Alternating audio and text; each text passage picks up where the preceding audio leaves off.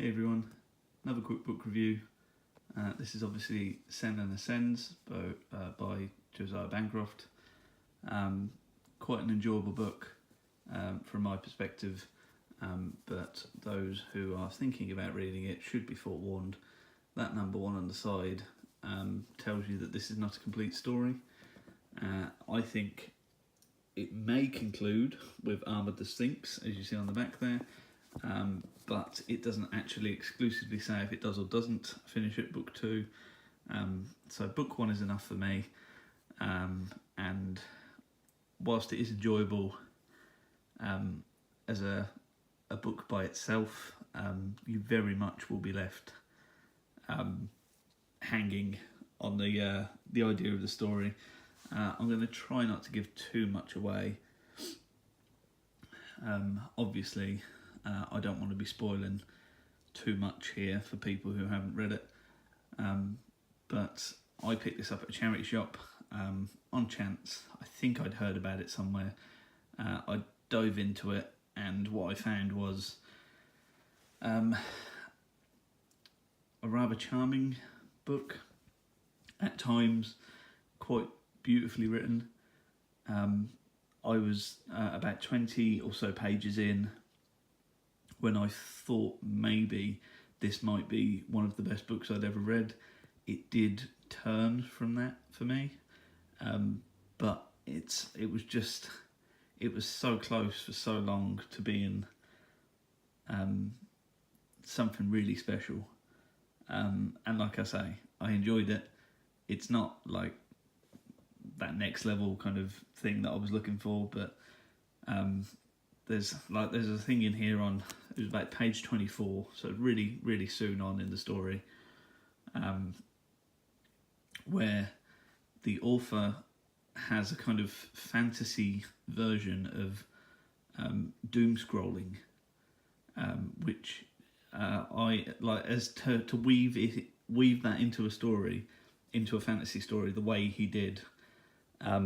Was just really impressive. So I at that point, like 20 pages in, I was just so impressed. But the story itself involves Senlin, obviously. This is Thomas Senlin. He's a teacher, very much a bookish type, who goes on holiday. Well, it's technically, I think it's a honeymoon, with his wife to the Tower of Babel, or Babel, as some people may say, but I always say Babel.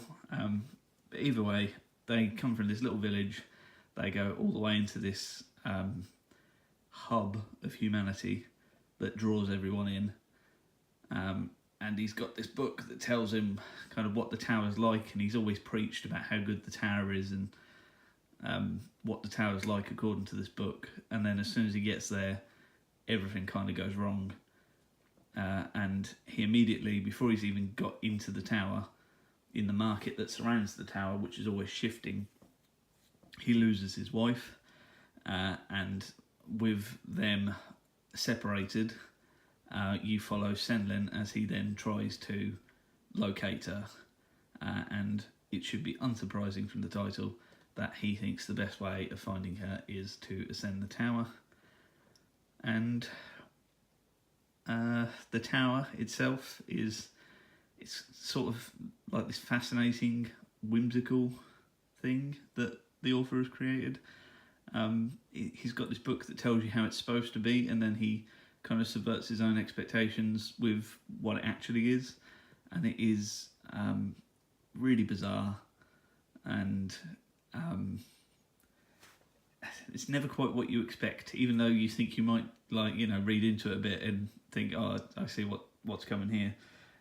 It's always a little bit different, and it's highly unusual.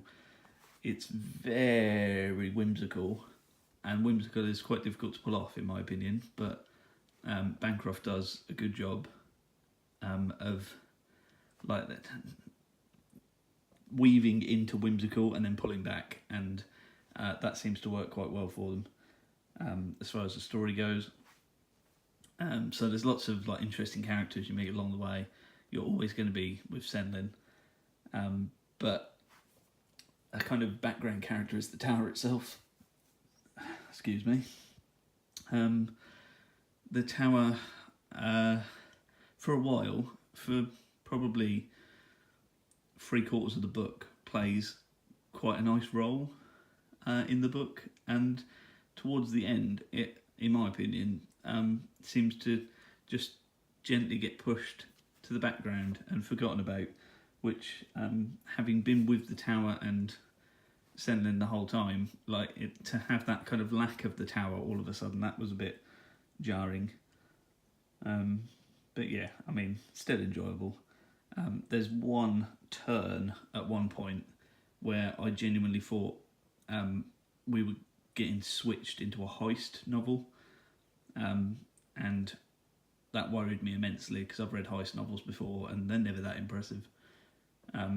So there's like 3 chapters, maybe 4, that involve a heist, and it's fairly lowbrow, not terribly clever kind of stuff.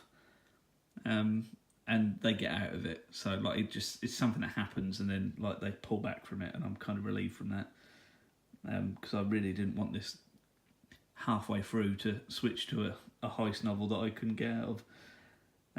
But like I say, it doesn't last forever. There are some lovely quotes out of this book. The one quote I got was, "An ancient and beloved teacher once told me that a journal was the only book a man could undertake and know for certain he will one day finish," which I think is probably, it's just one of those things, if you've written before, if you've ever written a book or anything, that's just a nice little quote. It just made me smile. And there's various things I'm fairly certain Josiah Bancroft must have some management experience, because there's a whole series of there's like a chapter break, and this new chapter starts, and it's set in journals, and the journals are as Senlin when he manages a certain place, and his management view, his management opinions are very, very funny. It screams, I've managed people in the real world, so maybe if you've got management experience, you'll find that journal chapter particularly appealing.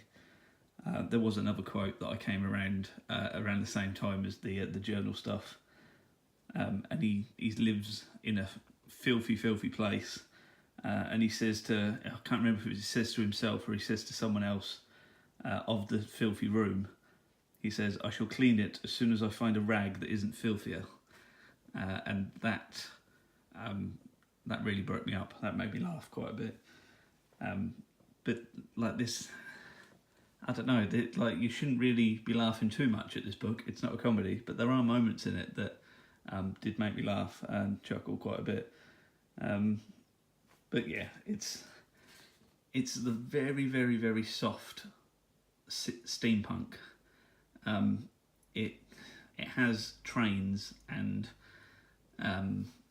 lots of steam powered items, and there's also autonomous robots that use steam and have set routes and programs and this kind of thing, and they're not at the fore of the story. They're very much in the background most of the time, but it's definitely got some elements of steampunk in it.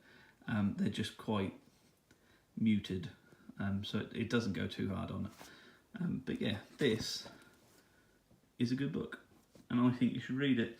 If you haven't read it and you're going to, you'd like to talk about it, if you'd like to talk in the comments about this book, or like any more specific details, you can always ask me. I am always available in the comment section. And that's it, folks. That's all I got. See you around.